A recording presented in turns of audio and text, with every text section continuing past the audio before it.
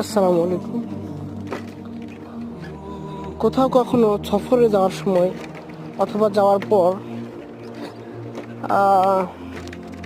কোনো একটা টং দোকান অথবা রাস্তার পাশে বসে থাকবেন অথবা শুয়ে থাকলে বেশি ভালো হয়। তারপর চোখটা বন্ধ করবেন এবং ভাববেন যে এই পৃথিবীতে আমার কিচ্ছু নেই, একদম কিছুই নেই। আর তারপর এটা ভাবার পর